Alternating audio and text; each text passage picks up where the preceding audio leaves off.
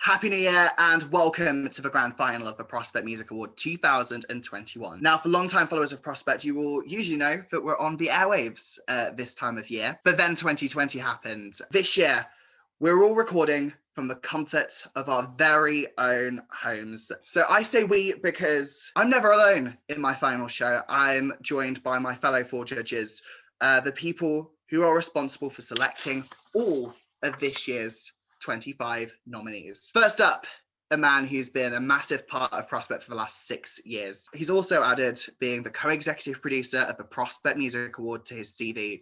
It's the wonderful Will Kent. Hi, Will. Hello, everyone. Thank you for having me. I'm here all night. Also joining us is a man responsible for founding Black Friends, a Nottingham-based awareness platform that aims to facilitate frank conversations about race and identity. He has committed himself to championing marginalised voices in the creative industries and has worked tirelessly to promote Black artists in Nottingham.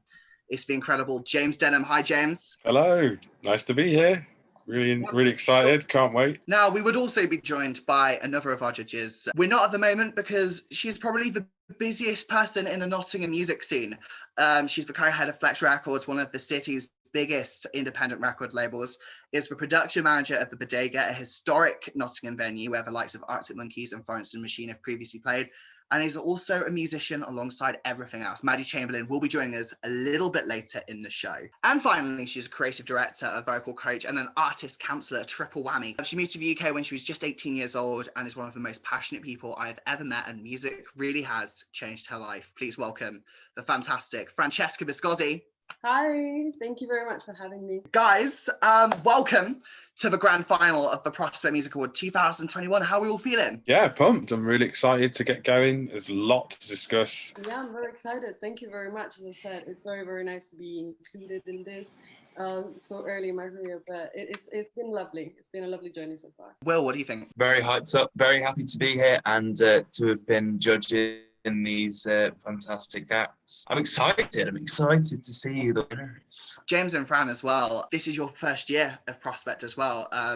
How has it been for you so far? It's been really exciting. I think for me as well, it's really kind of been a good experience because I've discovered loads of new acts just from being part of the judging panel, which has been a real sort of personal treat for me. So yeah, I've loved every minute of it. It's been great. Yeah, I completely agree with James. I believe that I was able to learn a lot about artists that I didn't know anything about. And I was able to kind of like develop my ear a little bit more even. That's absolutely fantastic.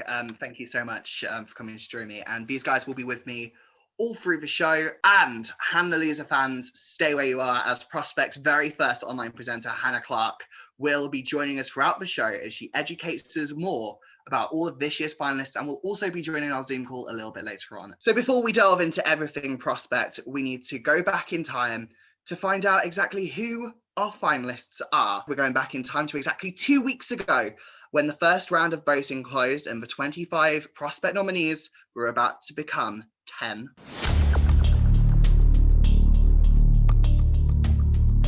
The first finalist is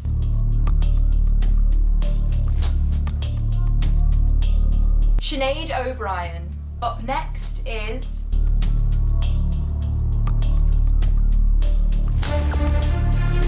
Alfie Templeman. The third finalist is Squid. Fourth is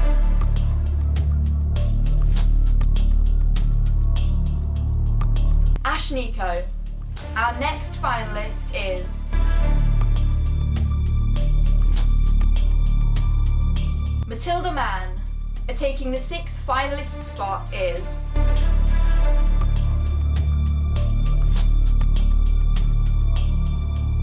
a Delphi Music Factory. Seventh, it's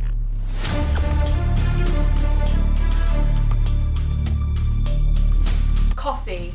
Taking the 8th place is...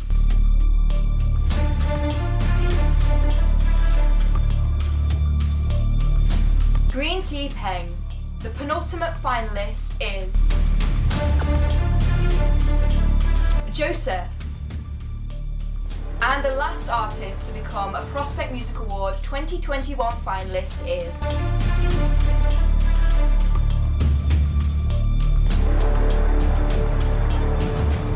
Holly Humberstone.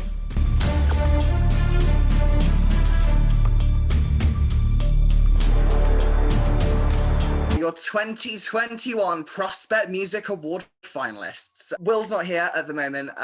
His internet's down, which is not the best, but I'm sure he'll be joining us a little bit later on. Fran, James, talk to me. What do you think of it? I think it looks brilliant. One thing I would say it seems to be great about this year is we've got a lot of strong female acts in the final, which is fantastic. A lot of singer-songwriters there as well, which is a nice change. Yeah, there's a lot of artistic kind of focus this year. I can see that a lot of artists are real poets when they write down their music, which is actually very lovely to see. You know what I mean? There's a lot of experiences, a lot of sharing, a lot of relatability as well, and also a bit of weirdness added to the mix, which is so fun. I think it's one of the strongest lineups we've got in terms of finalists. Like I think every single one has the ability to win. I think it's just fantastic, and I'm really looking forward to seeing who comes out on top. If you're brand new to the Prospect Music Award, here's how the show is going to work.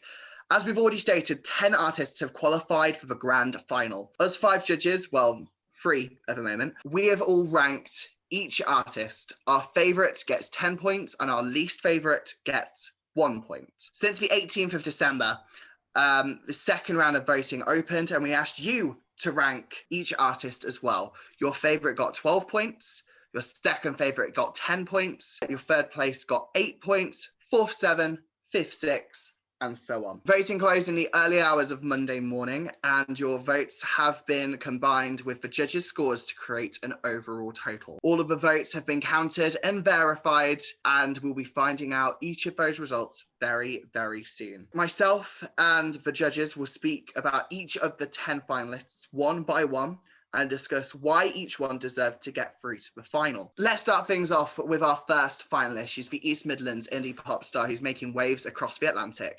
It's Holly Humberstone. Holly Humberstone is a 21-year-old singer-songwriter from Lincolnshire in the United Kingdom. Despite only having released 1 EP, she's rapidly gaining attention from artists and music fans alike, both in the UK and internationally. Her career rapidly began to take off before she'd even released any official material, after supporting Prospect finalist Lewis Capaldi on his UK tour back in 2019. Being a singer-songwriter with beautifully raw, authentic lyrics really resonated with a lot of Capaldi's fans, which enabled her to build a strong, dedicated fan base from the get-go. Following her tour with Capaldi, Holly released her debut single, Deep End, in January 2020, alongside the sophomore release of her song Falling Asleep at the Wheel. And finally, after such a long wait, in August 2020, she released her debut EP of the same title. She even managed to score a performance on the American talk show Jimmy Kimmel Live. She's already a BBC Radio 1 favourite and has 2 million monthly listeners on Spotify. Holly has an upcoming UK tour and is really going to take the music industry by storm in the coming months. So can Holly Humberstone go from singing in her bedroom back home in Grantham to winning the Prospect Music Award?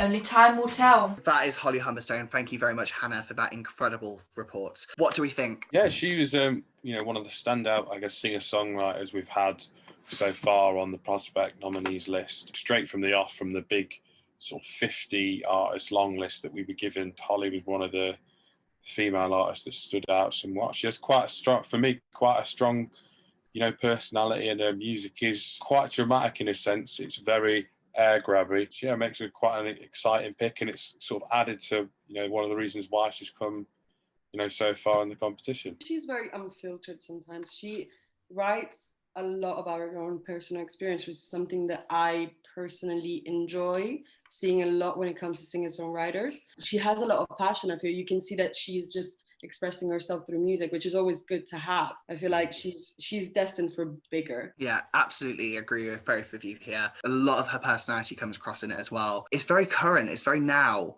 which is what I like as well. And the fact that she's an East Midlands born artist that helps as well. I think she's got a long future ahead of her, no matter what happens. From Lincolnshire's best indie pop to the best of spoken word Irish post-punk, this is Sinead OBrien.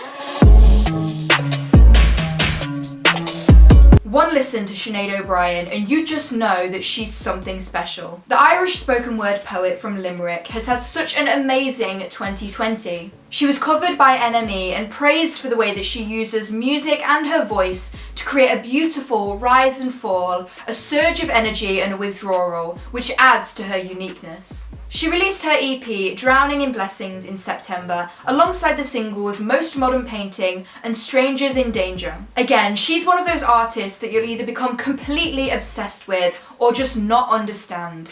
But you have to respect how she brings something completely fresh to the table. If Sinead were to win this year's Prospect Music Award, she would not only become the first international artist to win, but also the first spoken word artist. Has Sinead got what it takes? Sinead OBrien, one of the first spoken word artists to get this far in the competition. Her sound is quite unique. I think that really has made her stand out. Her phrasing, and like Fran was sort of mentioned when we spoke a bit about Holly Humberstone, she is a poet, but that really adds a deeper element to music you're hearing, but the lyrics as well. The most important topic, kind of like that she brings out a lot, is creativity as well. I mean, you can hear from the references that she uses, from what she said. She's a New York kid. She grew up in the 90s, you know what I mean? She's a fashion kid as well. She knows exactly what she's talking about. She knows her references. I really enjoy her. Her lyrics are just remarkable. And it's like listening to a story, and it's a story that I never want to end. She has got this fantastic way of storytelling with her lyrics and everything like that. Although today we're focusing on the finalists, we're still going to be answering some of the big questions. Like, where did each of the 15 nominees that didn't make it to the final end up in the first round of voting? Everyone wants to know that. We all do. Now, each vote has been counted and independently verified. And before we started recording, our independent adjudicator has sent all of the results over to our producer. My producer is going to be texting me each of the results as and when they are needed. Just to confirm, I don't know the results. Our other judges don't know the results either. The only people who knows any of the results are independent adjudicators and our producer. I can now reveal that the artist in 25th place and therefore last place in this year's Prospect Music Award is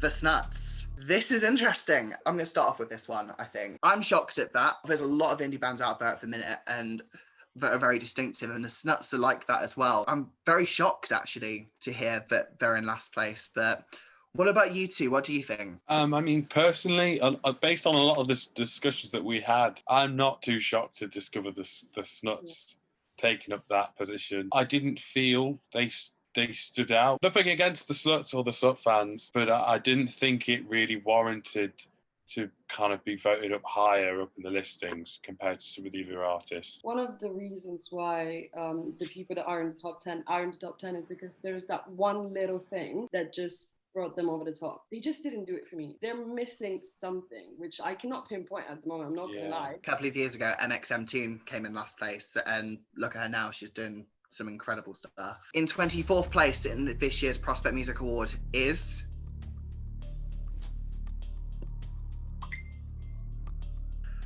Rachel Chinariri. James, I know you were a big fan of hers. I was a big fan of Rachel. One of her tracks in particular really stood out for me.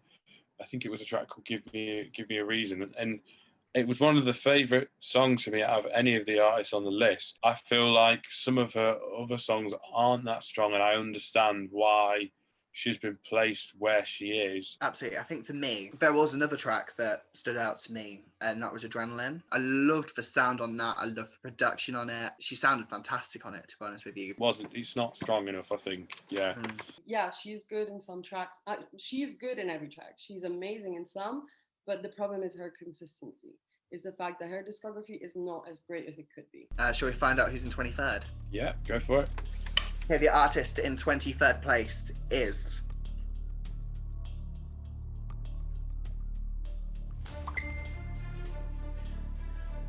This is a shocker for me.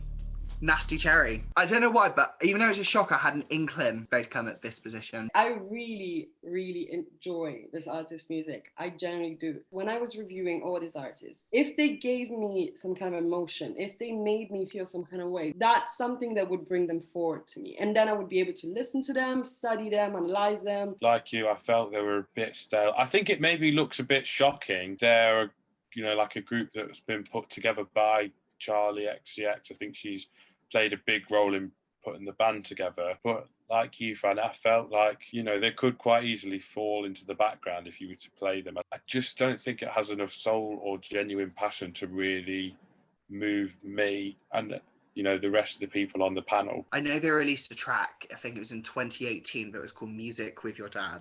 And I love that song. Since that track, they've not really hit any higher than that. A lot of the songs have been quite basic, and if you think of Charlie XCX, you think of this incredible artist, and I don't really see any of that. I don't think there's anything more to them than just reality stars.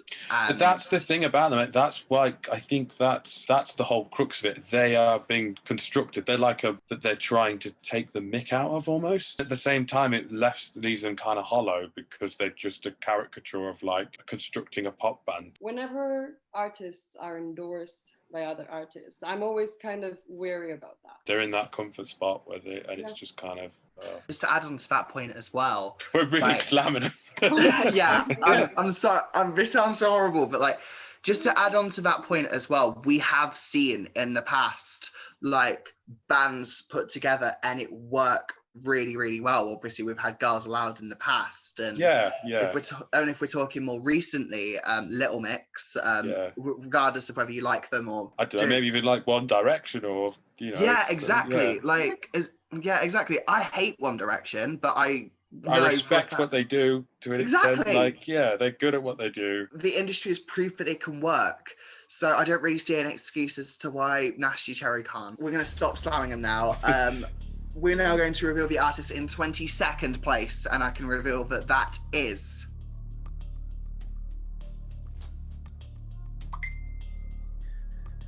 Chapakwar Wrestling. I'm gonna start with this. You think I was brutal with Nasty Cherry? Don't fault these guys. I think they have a lot of solid potential, but not right now. Some of their songs, like The Rift, is a great song, but the rest of their stuff, they don't really know what they're doing, if I'm being completely honest. They've got a load of different songs and a load of different styles, and it doesn't really work. For me, just an average indie band. James, I know you were raving about these guys at the start. Yeah, so when we first kind of got together and spoke about the artists, they were one of the bands or one of the acts that caught my ear. I think it was that track, The Rift, that you mentioned. To be honest with you, after looking a bit, continuing to listen to all the acts, I'm not surprised to see them here for the reasons that you said, and for many of the reasons that most of the artists find themselves in this half of the list. You can tell that they're quite early on in their career. They really haven't finalised what kind of direction they want to go into. I completely agree with what you said. I mean, they just need to find a balance. They just need to understand what do they want to create. It's okay for people to go and, try as much as you can, but you need to find your own sound, as you said. We've got one more artist to go in this section, and that's the artist in 21st place, and I can reveal that is... Martha Hill. This is a surprise to me. I wasn't the biggest fan of Martha Hill towards the start. She was one of the weakest artists here. As time's gone on, now appreciate the songwriter that she is. I love her melodies. I love everything about it. Again, she just needs that time to blossom, I think. I kind of feel like her songs are okay, and I understand the kind of sound she's going for, but there's something, maybe it's just me, there's something about it that I found a little bit cringy in parts. Maybe as she grows or matures more as an artist, will start to fade away, because I feel like a lot of these songs are maybe catered towards a slightly more, I don't want to say younger audience, but you know, kind of a more teenage and angsty teenager kind of audience, which is great, and there's nothing wrong with that. But I feel like to be kind of higher up this list, you need to be able to produce something that has a bit more depth. Yeah, exactly. I mean, I believe that she writes about these themes, which are very common themes. You know what I mean? We always hear songs about love, angsty, melancholic songs, which is fine. However, it's very easy to become just a cliche when it comes to writing about this. I feel like she's someone to watch. She still needs to kind of like find her own sound. Just to recap, 25th place was for Snuts. 24th place was Rachel Chinariri. 23rd place was Nasty Cherry. 22nd place was Chapakwar Wrestling. And 21st place was Martha Hill. We'll be unveiling who's in positions 20 to 11 a little bit later in the show. But now we're going to go back to talking about our finalists, and we move on to a Sheffield collective who provides pure, high-powered dance music with thunderous electronic grooves. It's a Delphi Music Factory. Sheffield-based dance collective Delphi Music Factory have had a sensational year. Popular favourites of Annie Mac from BBC Radio 1, they released their high-energy, electrifying track Uprising, I Can't Wait in April 2020, receiving a huge wave of praise from their fanbase. In August, they went on to release their EP, Joy and Fantasy, and in October, the single, My People, Love Can Live Forever. It really is such a shame that festivals were cancelled in 2020, as that would have been a massive breakthrough moment for them, allowing them to take their music around the country and play for dance fans everywhere. Their sound, as mentioned, is incredibly high energy and very classic dance anthem that's perfect when you need a boost of energy or if you're missing the summertime. They're easily a unique and standout artist in this year's Prospect finalist lineup and would be the first electronica artist to win Prospect. Stay tuned to find out if they can do it. A Delphi Music Factory there. I think Delphi are like one of the the funner artists, because of the nature of the sound. Obviously, it is upbeat, you know, electronic dance music. It's the kind of music that you could probably put your earphones in and jog to, and they just sort of bring pure energy and good vibes. And I think, to be honest, that's probably why they've been able to climb up into the top 10, especially in a year like 2020, having like a new emerging British dance act that do sort of bring a bit of like carefree fun. Not that they don't take themselves too seriously, but you can hear in the music it's all just about enjoying yourself and having a good time. I think as well, because Annie Mac kept playing Adelphi on her sets quite often, it always gets the crowd going. This was a massive shock. I wasn't expecting to see Adelphi in the top 10, but I'm very happy that they are. To me, Adelphi Music Factory has always been kind of a mystery in a way. I never exactly knew if I liked them or not. You know what I mean? I'm not the biggest fan of disco music anyway. Yeah. So like, it was a part of me as well, was kind of against that at first. I was a little bit biased, but there was something about that would just draw me to them. So Electronica Collective, Delphi Music Factory, are through to the final. And whereas there might not be the first artist in this genre to reach the Prospect final, this next artist was the first reggae artist to ever be featured in the Prospect Music Award and has also made the final. It's the Grammy Award winner reinventing the reggae genre. This is Coffee. Coffee has already had such incredible success prior to being nominated for Prospect, not just in the reggae and dancehall scene, but much, much wider. Her single W was a pretty big viral hit on TikTok earlier this year, showing that she has the versatility to be able to appeal to all types of people with all types of music taste. A lot of people really, really love her, which is shown by her music videos garnering millions of views on YouTube, and I'm talking 150 million, 37 million, hit after hit that people are absolutely loving. You have to have something really special to achieve numbers like that, and she's most definitely got it. It's quite surprising, not because she's not good, but the fact that she's still so young and still considered an upcoming artist, that you really don't expect those kind of numbers from someone who's not a massive mainstream name. She's yet to release a full-length album, and yet she's already had incredible levels of success. Not to mention the fact that her EP won Best Reggae Album at the Grammys. There's no doubt that she's going to become a household name in the future. Coffee there, and thank you once again to Hannah Clarke for editing and narrating that incredible video. Now, Fran, I'm going to come straight to you because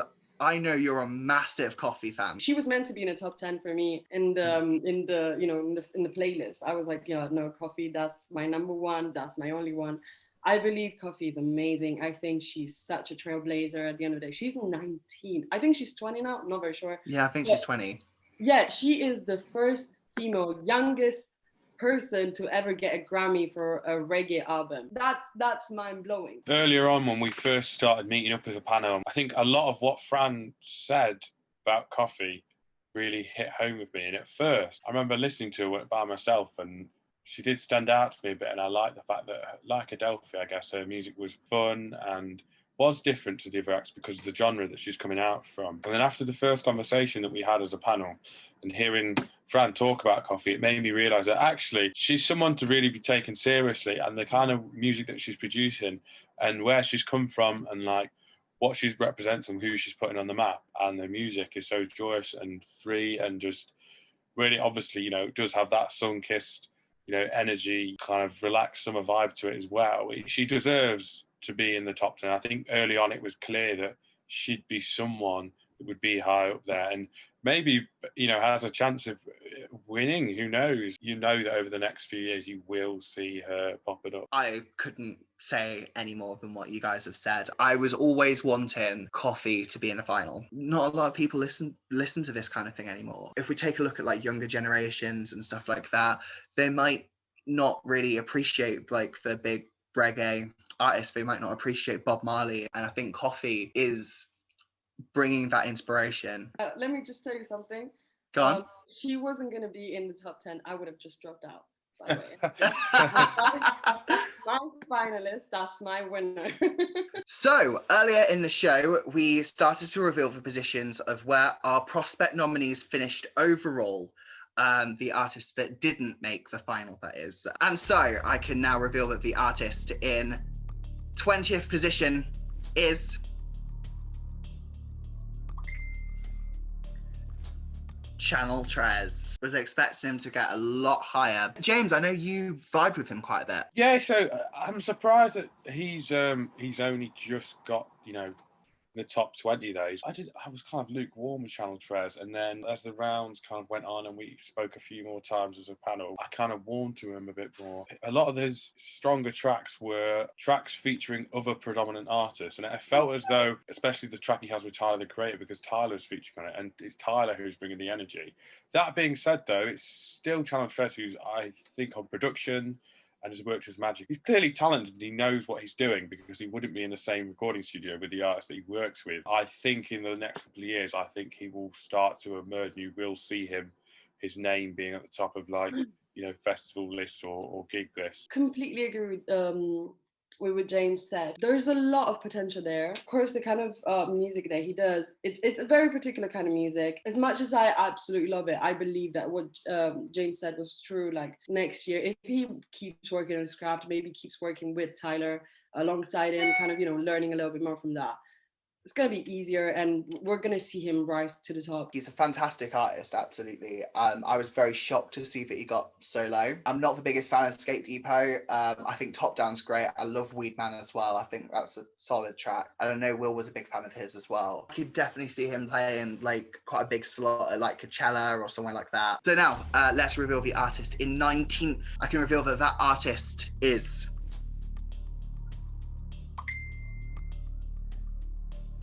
sorry, Fran, Nana Rogues. I know you're a massive fan of his, so go for it. I understand it. I'm a big fan of Nana Rogues, but I do understand why. He's been in the game for so long as a producer. He's been Grammy nominated for his work as a producer. I feel like as much as he does have something to say, he's got good sound and everything, he knows what he's doing, he's still too new to it. You know what I mean? He just lacks the experience in this kind of side of the industry. He's got a distinctive sound and I think that's fantastic. I love the sound that he's created and everything. To me, parts of it were quite samey. I do like him. I think he's a great producer. I think he's got a long way to go. I'm excited to see what he does. Yeah, I think there's a big difference between being a producer and having your role behind the scenes and being in the booth. When you actually step out on your own, you kind of commit to the idea of actually being the face of a project. Fran's right in that a lot of his work so far isn't probably as strong as some of the work he's helped create for other people. You know, it might take him a while to kind of grow a bit more as an artist before he can start to, you know, place higher up on lists such as this. I can now reveal that the artist in 18th place is... This is interesting. Lola Young. I wasn't vibing with her as much towards the start. About midway through when we were talking about her, I really started to vibe with her and like her style. I love Blind Love, which she released in 2019. I think she needs just this big push. Yeah, no, I really like Lola Young. Like, for me, she actually stood out as one of the stronger songwriters. I think, you know, when you hear someone singing, you feel like you kind of know an aspect of their personality, or you kind of feel a connection with them. Don't know what it is about Lola Young, but I kind of felt that with her. Some of the chord choices or the arrangements that she's put together are actually quite nice. I'm a bit of a fanboy for her, I must admit. I think if she was on maybe a major label, I think she'd be a lot more popular. I do agree with the fact that she does have a lot of potential, and what you said about her kind of expressing her emotions through her writing and through her singing, yes, that is very true. She's not there yet. She's not there for a label. She's not ready yet. I can now reveal that the artist in 17th position in the Prospect Music Award 2021 is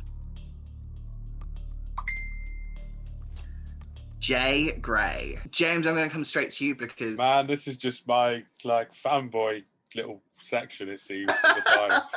Again, I really like Jay Gray. I thought she was one of the... For me, I liked her more than Lola Young. I thought she was really strong, but I would have liked to have seen her on the, you know, pushing for the top 10 spot, maybe, you know, a hot 12th position, maybe. Again, she's got one of the purest voices out of any of the artists on here. I think she has, I guess, that kind of, that sound of singing with an accent, so to speak. It might be that kind of sound has been done before. She is bringing it back, a bit of a resurgence with that kind of British style of guerrilla songwriting. You know, I think she still needs time to develop, but I'm a real big fan of Jay Gray. I completely agree with you, James. She does have good sound. I would say she just needs to work a little bit. I believe that with her, it's literally just about experience. I don't think she deserves 17th, but I don't think she deserves the top 10 spot either. I love her sound, exactly what both of you were saying. It works really, really well. For me, there is something missing. That's just me. I still think she's fantastic. I think she's got a very, very strong career ahead of her. Absolutely bring it on. So now, the artist in 16th place in this year's Prospect Music Award is...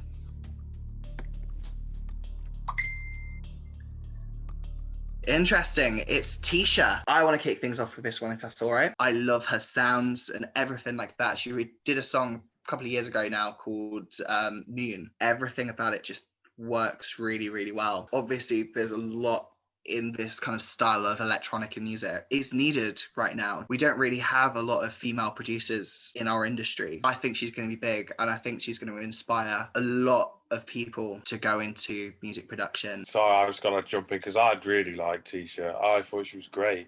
I feel like she deserves to be a bit higher. She reminds me a little bit of, like, in terms of like electronic producers, like Gold Panda a little bit. She uses a lot of sounds and textures from, you know, Southeast Asia and sort of traditional Japanese music. I can hear a little bit in some of the string arrangements in some of her newer tracks.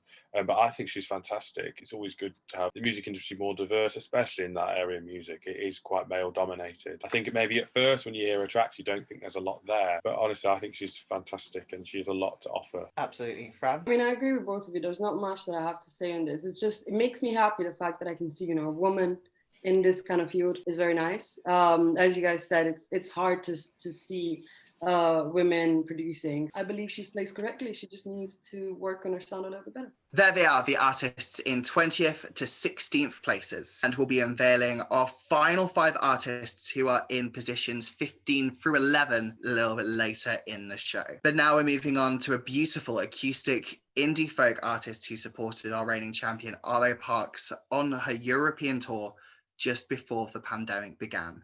It's the gorgeous Matilda Man.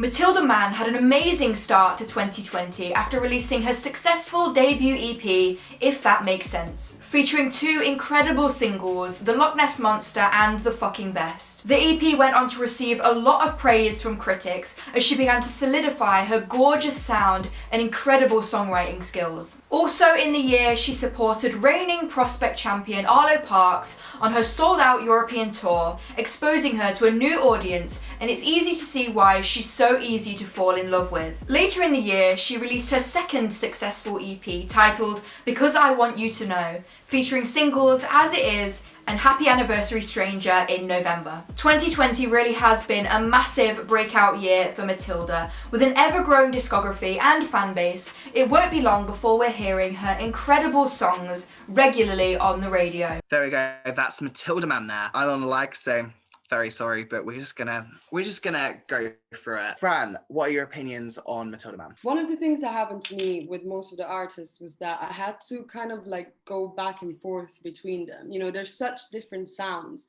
in the artists that we've reviewed so far that with Matilda was one of them. I kind of liked her and then I didn't, and then I did, and then I didn't.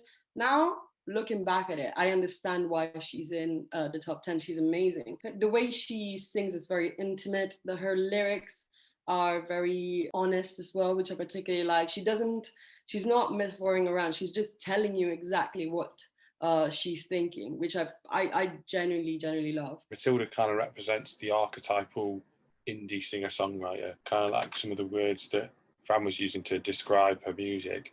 It's really delicate and intimate. She's open to sort of let people hear her emotions. You can hear that in the sound. And I think out of the top 10, she struggles for me to instantly potentially to be a winner, but she's worthy of being high up. Agree with everything that both of you have said. I was lucky enough to go and see her on Arlo's tour. She was absolutely incredible. Again, the vulnerability in her voice and in her lyrics is absolutely fantastic. Out of all of the artists on there, I think she's the least likely to win. Nevertheless, I think she's got a very strong career ahead of her. So we're now halfway through talking about our finalists, which is fantastic. We're now going to move on to the BBC Sound of 2020 nominated self-confessed emotional sad boy.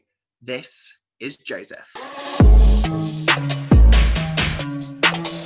Glasgow-born indie alternative artist Joseph has had a very busy couple of years, releasing 2 EPs, one in 2019 called Play Me Something and one in 2020 called Does It Make You Feel Good, both receiving excellent reviews. Towards the beginning of 2020, his European tour was sadly cut short, but that did not keep him down. Featuring on BBC News Scotland, it was discussed how he only really started taking music seriously at the start of 2019, and was encouraged by his friend and now manager to pursue singing after performing at an open mic night. His charm and natural talent was demonstrated after his first ever show in Glasgow sold out before he'd even released any music. His charm and natural talent was clearly demonstrated after his first ever show in Glasgow sold out before he'd even released any music. His song, The Sun Is Up Forever, was Nick Grimshaw's Track of the Week in May, as well as his track Loverboy featuring as Track of the Week on BBC Introducing. With over 1 million monthly Spotify listeners, he might be a new kid on the block, but he's certainly one to watch, and is definitely one of those artists that's so down to earth and very easy to enjoy.